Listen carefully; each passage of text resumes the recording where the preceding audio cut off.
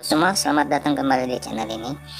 Pada video kali ini kita akan membahas terkait dengan update informasi kegiatan Kementerian Pendayagunaan Aparatur Negara terkait dengan pengangkatan honorer dan penanganan tenaga honorer yang ada di Indonesia.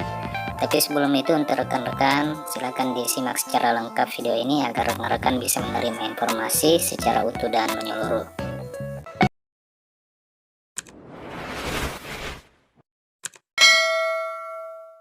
Rekan sekalian, pemerintah pusat dan daerah saat ini telah merancang alternatif terbaik untuk penyelesaian pendataan dan penataan tenaga non-aparatur sipil negara.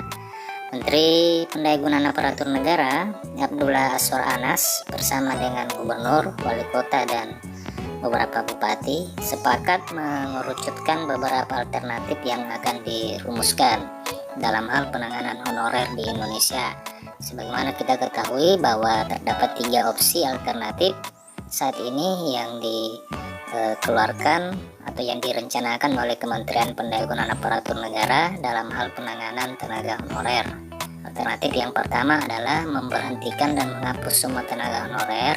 Alternatif yang kedua adalah mengangkat semua tenaga honorer menjadi PNS atau P3K, dan alternatif yang ketiga adalah mengangkat honorer menjadi PNS dan P3K dengan mempertimbangkan skala prioritas.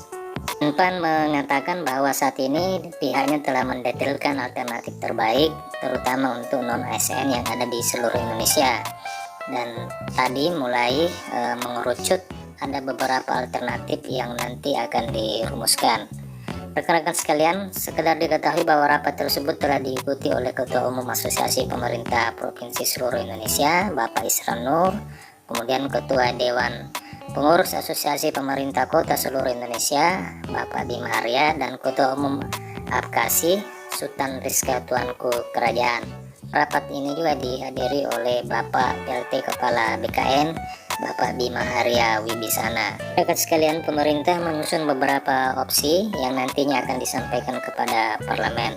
Beberapa alternatif atau pilihan kebijakan ini akan didetailkan bersama tim dari provinsi, kabupaten, dan kota. Menteri Pendayagunaan Aparatur Negara menyatakan bahwa saat ini pihaknya tengah berkolaborasi mencari alternatif terbaik tanpa mengesampingkan sisi kemanusiaan dan pengabdian bagi tenaga honorer.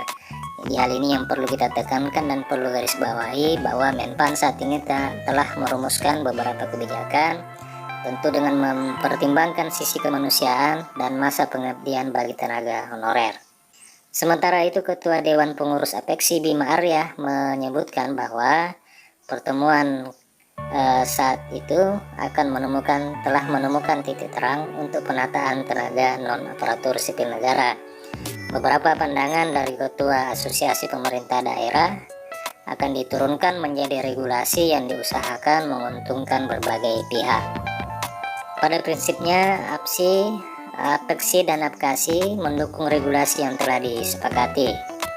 Terdapat berbagai aspek yang didiskusikan untuk menyusun regulasi ini, termasuk terkait dengan keuangan.